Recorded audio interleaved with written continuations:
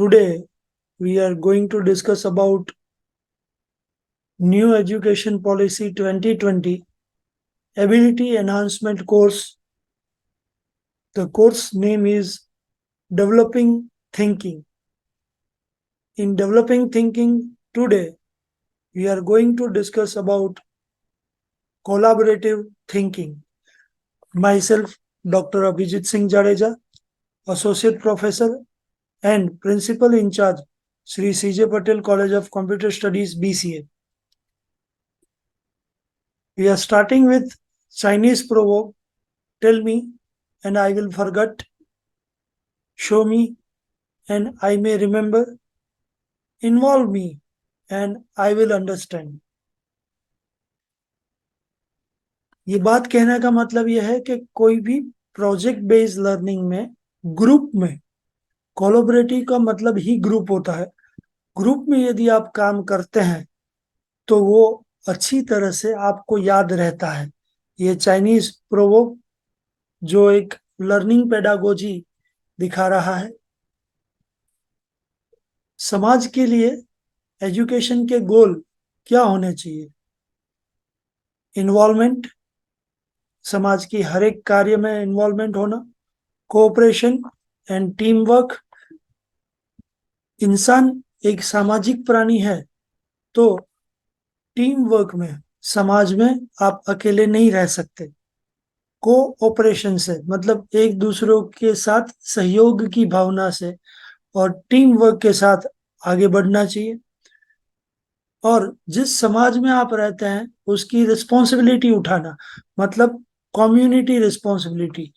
मतलब आजकल research, PhD या जो भी यूजी पीजी कोर्सेज या डिग्रीज प्रोवाइड की जाती है वो सोशल बेनिफिशियरी, समाज के हित के लिए, समाज के उद्धार के लिए या समाज के उत्थान के लिए है या नहीं है।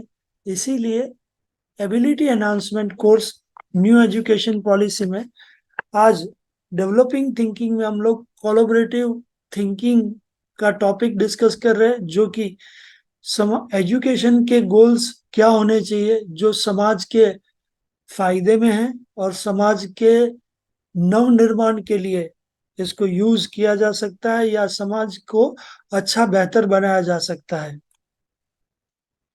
ब्रेन साइकोलॉजी ये कहता है कि जो आप पढ़ते हैं वो 10% याद रहता है, जो आप सुनते हैं उसमें से 20% याद रहता है, जो आप देखते हैं उसमें से आपको 30% याद रहता है, जो आप देखते हैं और सुनते हैं दोनों करते हैं वो 50% याद रहता है। What is discuss with others, यदि कोई चीज यदि आप बार बार डिस्कस कर देते हैं दूसरों के साथ तो वो आपके दिमाग के अंदर 70% as a brain memory cell में याद रह जाता है।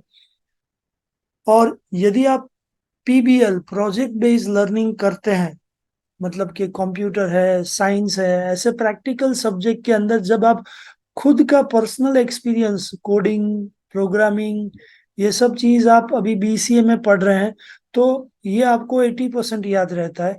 और सबसे बेस्ट चीज है what we teach someone else, मतलब कि यदि आपके अंदर कोई भी सब्जेक्ट का ज्ञान, नॉलेज आ चुका है और वो यदि आप एज अ टीचर उनको टीच करते हैं तो वो पेडागोजी आपको 95% याद रहेगी। सो ये एक लर्निंग पेडागोजी है। According to the Fortune 500 companies, top skills sought by employers, विश्व की सुप्रसिद्ध कंपनियां 1970 से पहले और 1970 से 2000 तक reading, computational thinking, reading skills and writing skill को इम्पोर्टेंट देती थी।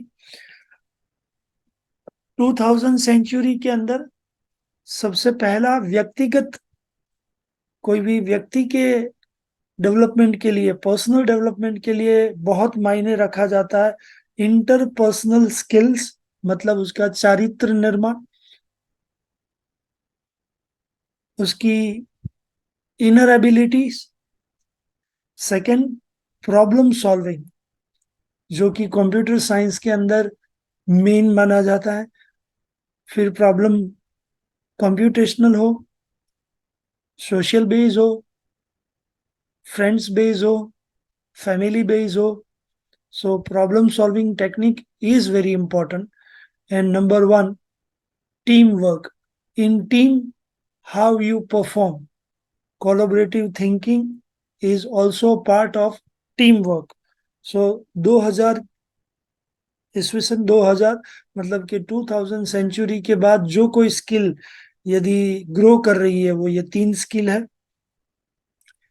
In a teaching situations, you are likely to face challenging such as how to help the pupils or students to acquire more knowledge, how to make learning more interesting for pupils or students, how to motivate my students, how to challenge the students or pupils so that they can perform better. विद्यार्थी को अलग अलग challenge देना, उनको motivate करना, उनकी learning skill को interesting बनाना, और वो सबसे ज्यादा किस तरह से नॉलेज हासिल करे, ये सब प्रश्न एक टीचर को होते हैं। तो ये सभी प्रश्नों का एक ही उत्तर है, और वो उत्तर है कोलाबरेटिव लर्निंग। सो कोलाबरेटिव लर्निंग मीन्स टीम में काम दीजिए, टीम में टास्क दीजिए, और स्टूडेंट्स है वो टीम में ज्यादा सीख पाएंगे। ये बहुत ही जाना माना कोट है चार्ल्स डार्विन का। It is the long history of humankind and animal kind too. Those who learn to collaborate and improvise most effectively prevail. Means प्राणी हो, जीव जंतु या इंसान हो, जिन्होंने साथ में रह के सब कुछ सीखा है, समाज के अंदर एडजस्ट होना, वही जाति और प्रजाति का ग्रोथ हुआ है। जिन्होंने साथ छोड़ दिया है वो हमेशा नाशवंत हुए हैं। हम खुद जिस भी सभ्यता में रहे हैं, Indian, Anglo Indian, Asian, African, वहां पे हम लोग हर बार, इतिहास गवाह है, हिस्ट्री कहती है, एक दूसरे के साथ मिलके सभ्यताओं को बाहर निकाला गया, सभ्यताओं से बाहर निकलते हुए इंसान का ग्रोथ हुआ है। और पशु पक्षी में भी ये बात शामिल है कि एक दूसरे के साथ काम करना और अच्छी तरह से अपने आप को डेवलप करना, ये चार्ल्स डार्विन कहते हैं। जॉर्ज बर्नार्ड शो कहते हैं, if you have an apple and I have an apple and we exchange this apple, then you and I will still each have one apple only. आप और मेरे पास एक एक सेब है, एप्पल है, हम एक दूसरे के साथ जब ये शेयर करेंगे तो हमारे पास एक एक एप्पल ही बचेगा। But if you have an idea and I have an idea and we exchange this idea, then each of us will have two ideas. मतलब कोई युति है, कोई रिसर्च प्रोजेक्ट है, कोई कोडिंग है, कोई प्रॉब्लम सॉल्विंग टेक्निक है, या आपके पास कोई अच्छे इनोवेटिव आइडियाज हैं, यदि आप दूसरे व्यक्ति के साथ शेयर करते हैं तो उसके पास रहा आइडिया और आपके पास रहा आइडिया, ऐसा मिलके दो आइडिया हो जाएंगे, जो इंटरपर्सनल स्किल डेवलपमेंट के लिए, ब्रेन डेवलपमेंट में और एक कोलैबोरेटिव लर्निंग की शुरुआत के लिए ये काफी इंपॉर्टेंट माना जाता है। Methods of collaborative learning. Sharing knowledge. सबसे पहले आप अपना नॉलेज शेयर करें। Skill and resource among group members. आपके पास कोई भी स्किल है या आपके पास कोई भी कंटेंट है, वो कंटेंट को आप अपने ग्रुप के मेंबर्स के साथ भी शेयर करें। Number 3, allowing for peer to peer teaching and learning. हमारे भारत में 5 सितंबर को टीचर्स डे मनाया जाता है, बट स्टूडेंट्स यदि हर रोज टीचर्स डे मनाते हैं, अपने ग्रुप के अंदर कोई एक लड़का या लड़की कोई एक टॉपिक पे एक दूसरे को पढ़ाना सिखाना या नॉलेज शेयरिंग स्टार्ट करते हैं, तो इससे बच्चों का नॉलेज काफी हद तक बढ़ता है। ये रिसर्च ऑलरेडी ऑक्सफोर्ड यूनिवर्सिटी के अंदर एजुकेशन डिपार्टमेंट में लर्निंग साइकोलॉजी के अंदर हो चुका है। कोलैबोरेटिव लर्निंग टेक्निक्स, विभिन्न प्रकार की जो कोलैबोरेटिव लर्निंग टेक्निक है उसको हम लोग आगे की स्लाइड में देखेंगे। क्रिटिकल थिंकिंग, कोई भी प्रश्न आता है, प्रॉब्लम आता है, तो उस प्रॉब्लम का सॉल्यूशन सिर्फ एक थिंकिंग मेथोडोलॉजी के द्वारा मिलता है, जो कि individual and group brain development में बहुत काम का है। वो है critical thinking. Self reflections means अपना खुद का प्रोग्रेस चेक करें कि आप लर्निंग पेडागोजी में हर एक महीने में कौन से सब्जेक्ट में एक महीने पहले कहाँ थे और एक महीने बाद उस सब्जेक्ट में आपने क्या सीखा।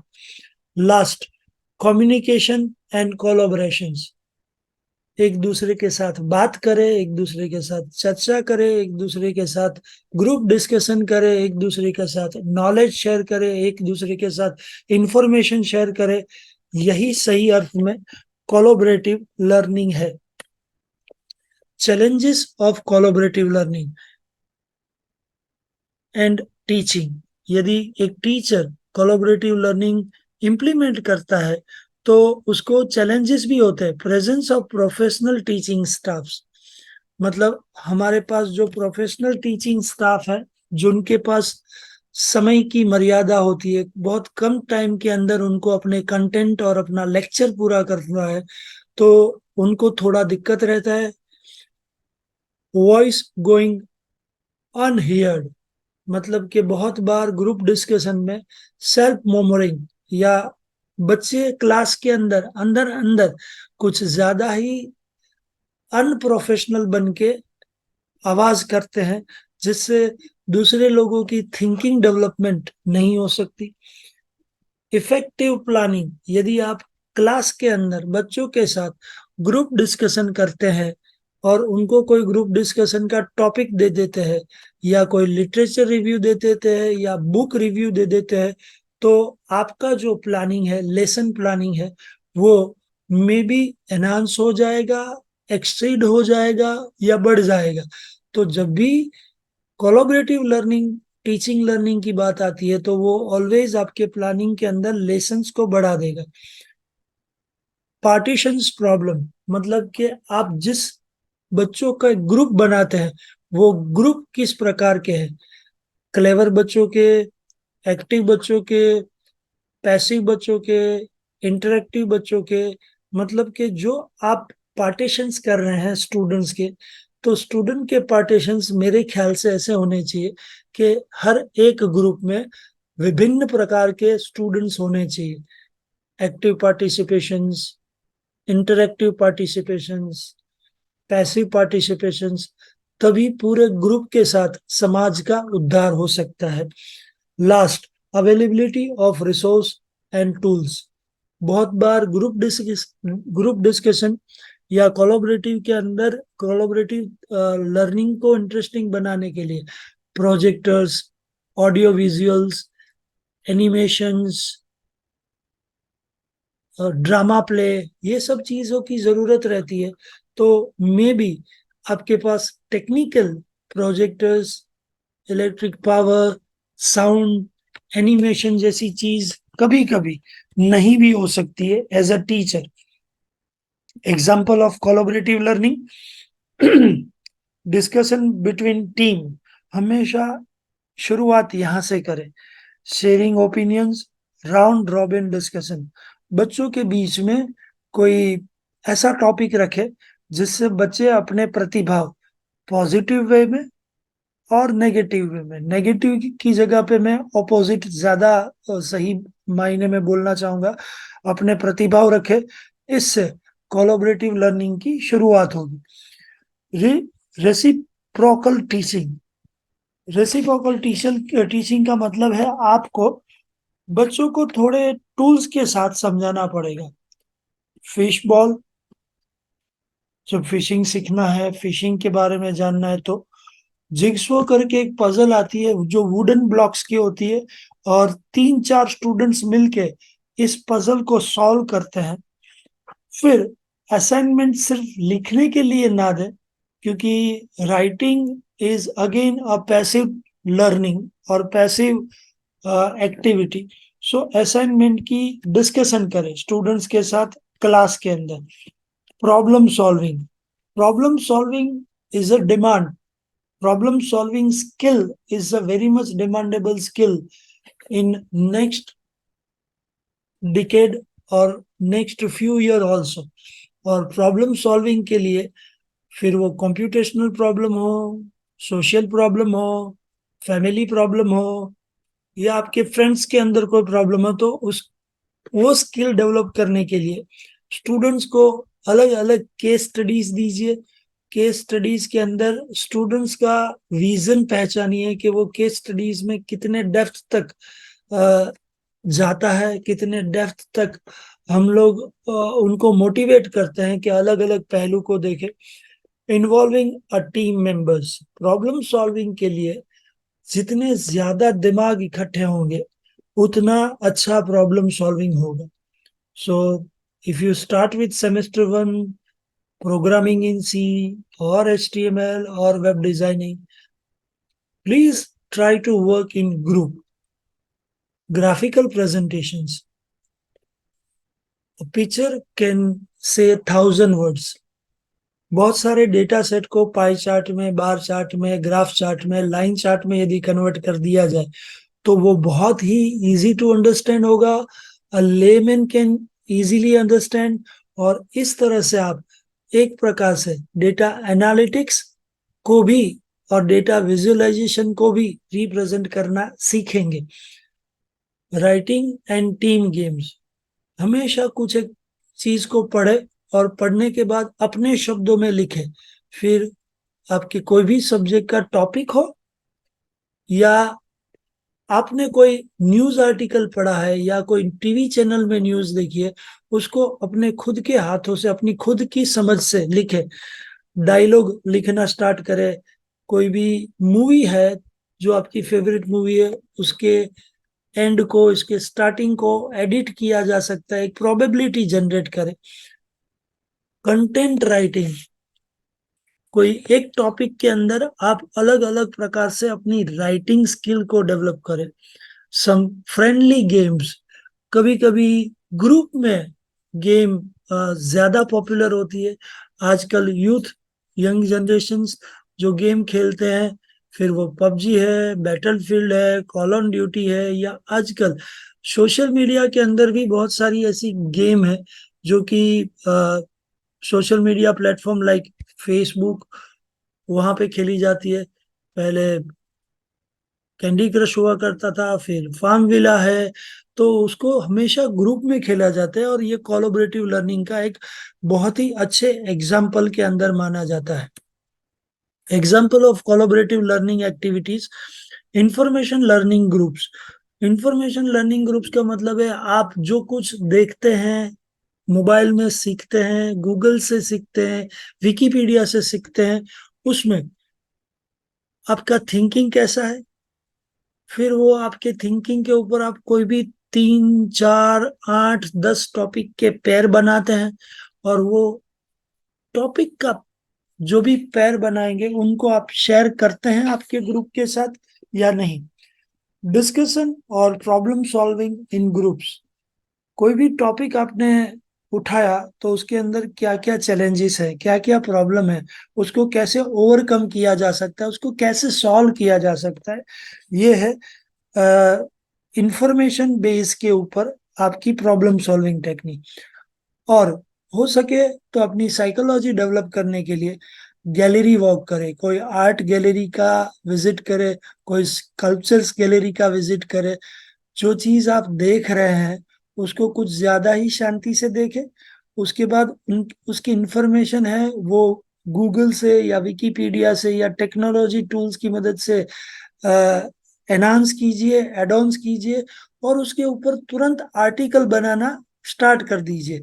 तो आपने जो गैलरी वॉक किया, इंडस्ट्री विजिट किया, या आपने कोई हिस्ट्रिकल प्लेसेस का विजिट किया, तो उसमें इंफॉर्मेशन को एनहांस करने के लिए टेक्नोलॉजी का सहारा लेके आर्टिकल राइटिंग जैसी स्किल को डेवलप करें, या आगे जाते हुए आपको कंटेंट राइटर तक भी ले जा सकते हैं।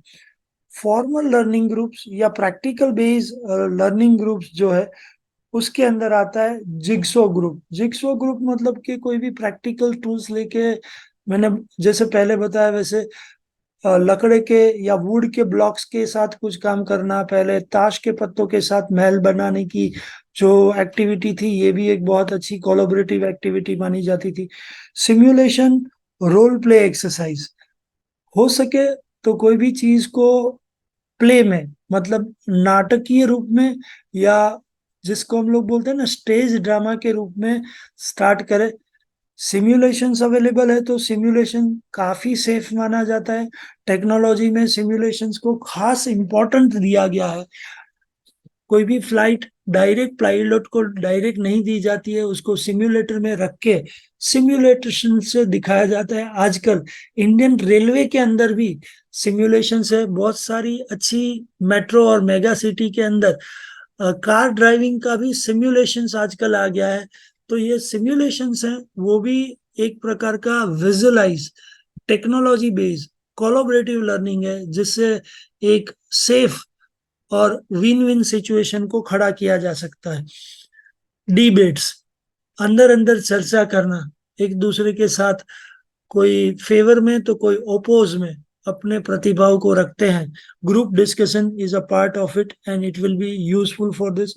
रिसर्च ग्रुप बनाए, कोई भी टॉपिक को आप उठाते हैं तो यूनिवर्सिटी लेवल पे, यूजी और पीजी लेवल पे रिसर्च बेस पे आप आगे बढ़े, और जिस भी फील्ड में आपको इंटरेस्ट है, जैसे कि game development, computer graphics, data analytics, sensor technology, data mining, drone technology, web designing, web development, cyber crime, cyber law, आपके इंटरेस्ट वाले स्टूडेंट्स या फ्रेंड्स को ढूंढ के उनका एक ग्रुप बनाइए, और उस ग्रुप को अपने हिसाब से नाम दे के हर एक महीने उस ग्रुप में अलग अलग प्रकार की डिस्कशन करके अपने आप को डेवलप कीजिए।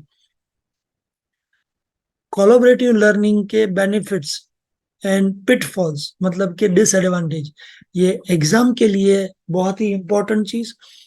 कंबाइंस डिफरेंस पर्सपेक्टिव्स, अलग अलग पर्सपेक्टिव वाले लोगों को भी साथ में लिया जा सकता है। एनकरेज क्रिएटिविटी, कोलैबोरेशन के अंदर अलग अलग विद्यार्थियों की अलग अलग क्रिएटिविटी को मेंशन किया जा सकता है, रिमार्क्स किया जा सकता है। Take advantages of synergies. Synergies means आप किस तरह से प्रॉब्लम को देखते हैं, टॉपिक को देखते हैं, और उसके साथ आप इनकॉर्पोरेट होते हैं। Bring balance to decision making. Decision making है वो critical thinking and problem solving से आता है। सो डिसीजन मेकिंग में आप पॉजिटिव डिसीजन मेकर है या नेगेटिव डिसीजन मेकर है, ये डिसाइड किया जाता है आपकी स्ट्रेटजीज से, और स्ट्रेटजीज डिफाइन होती है प्रॉब्लम सॉल्विंग टेक्निक से। इम्प्रूव डिलीवरी टाइम्स, बहुत अच्छी अच्छी यूनिवर्सिटीज के अंदर आज भी बच्चों का सिलेक्शन रिटन एग्जाम के बाद ग्रुप डिस्कशन के द्वारा होता है। तो आप कितने कम टाइम के अंदर अपने थॉट्स को इन ग्रुप रखते हैं, किस तरह से उस थॉट को आपके द्वारा रखा जाता है, वो थॉट की जो क्रिएटिविटी है वो पॉजिटिव वे में है या डिस्ट्रक्टिव वे में है या समवॉट नेगेटिव वे में है, ये सब चीज as a attitude, positive attitude और नेगेटिव एटीट्यूड को आज भी अच्छी अच्छी मैनेजमेंट यूनिवर्सिटीज में मार्क किया जाता है। और एचआर, अच्छी अच्छी एमएनसी कंपनी के अंदर ह्यूमन रिसोर्स में एचआर लोग जब अपने एम्प्लॉय का सिलेक्शन करते हैं, तब भी ये चीजों को देखा जाता है।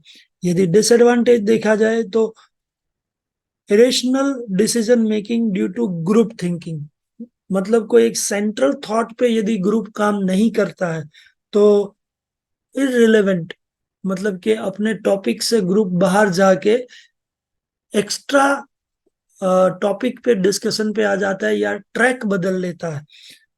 Ambiguity in role and responsibility, group के हर एक मेंबर अलग अलग रोल के अंदर अपने आप को फिट कर पाते हैं या नहीं। मतलब कि एक स्टूडेंट को यदि राइटिंग अच्छा लगता है तो वो कभी कभी रीडिंग या विजुअलाइजेशन या ड्रामा में फिट नहीं भी हो सकता है, बट वो राइटिंग में अच्छा है। सो रोल एंड रिस्पॉन्सिबिलिटी यदि चेंज होती है तो एक पर्सनालिटी चेंज होने का भी फ्यूचर में खतरा है। High cost of collaboration, students का कोलैबोरेशन है वो यदि पॉजिटिव वे में चला गया और सेल्फ एनहांसमेंट कर गया तो अच्छा है।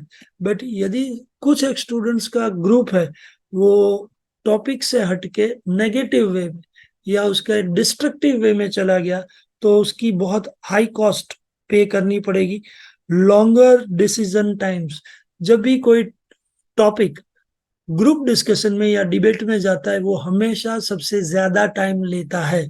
मतलब कि एक शिक्षक को एक टॉपिक पढ़ाने के लिए क्लास में जाते हैं तो वो बहुत कम टाइम फ्रेम में उस टॉपिक को जस्टिफाई करके टीचिंग लर्निंग दे के खत्म करके असाइनमेंट्स दे के पूरा कर सकता है। बट यदि वो ग्रुप डिस्कशन में गया या डिबेट में गया या कोलैबोरेटिव लर्निंग में गया तो वो डिसीजन आने में या वो टॉपिक डिस्कशन करने में कुछ ज्यादा ही समय जा सकता है। Conflict with in a group, यदि ग्रुप के अंदर मतांतर हो चुके या वाद विवाद हो चुके या कोई नेगेटिव वाले लोग का मेजोरिटी समूह हो गया तो पूरा ग्रुप है उसके अंदर कॉन्फ्लिक्ट हो जाएगा। एक हेल्दी डिस्कशन है वो इरिटेड डिस्कशन में कन्वर्ट हो जाएगा और वो इरिटेड डिस्कशन में कन्वर्ट हो गया तो वो सेल्फ डेवलपमेंट नहीं कर पाएगा। बहुत ही final topic, bachelor of computer application में आप पढ़ रहे हैं तो जब आप TYBCA में आएंगे सेमेस्टर 5 के बाद जब आप प्रोजेक्ट पे काम करेंगे बेटा तो वो प्रोजेक्ट है वो कोलैबोरेटिव लर्निंग का एक बहुत ही बेहतरीन उदाहरण है। जैसे कि आप पिक्चर में देख रहे हैं कि कंटेंट रीड करने का काम एक स्टूडेंट कर रहा है जिसके ईयर में ईयर पॉड्स हैं। फिर ये जो है लैपटॉप के साथ बैठा हुआ स्टूडेंट है वो टेक्निकली में भी स्ट्रांग हो सकता है।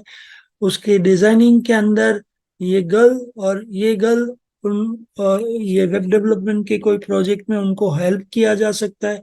सो फाइनल ईयर प्रोजेक्ट और कंप्यूटर साइंस के अंदर जब आप प्रोजेक्ट करेंगे वो कोलैबोरेटिव लर्निंग का एक बहुत ही अच्छा उदाहरण माना जा सकता है या कोलैबोरेटिव थिंकिंग का एक बहुत अच्छा उदाहरण माना जा सकता है। डेवलपिंग थिंकिंग के अंदर आज हमने ये देखा कि कोलैबोरेटिव थिंकिंग क्या होता है, समूह में किस तरह से हम लोग थिंकिंग करके अपने आप के कैरेक्टर को बिल्ड कर सकते हैं, नॉलेज को एनहांस कर सकते हैं, प्रॉब्लम सॉल्विंग की तरफ जा सकते हैं और आगे जाते हुए हम लोग ये जैसे ग्रुप में काम कर रहे हैं स्टूडेंट्स वैसे एंटरप्रेन्योर बन के दूसरों को जॉब देना या अपने खुद को बिजनेस डेवलप करना, यहाँ तक आपको कोलैबोरेटिव थिंकिंग ले जा सकता है। So thank you so much all of you that you are listening me and understanding from me as collaborative thinking in developing thinking subject. If you have any doubt, queries or questions, you can ask in this video's comment box. Thank you.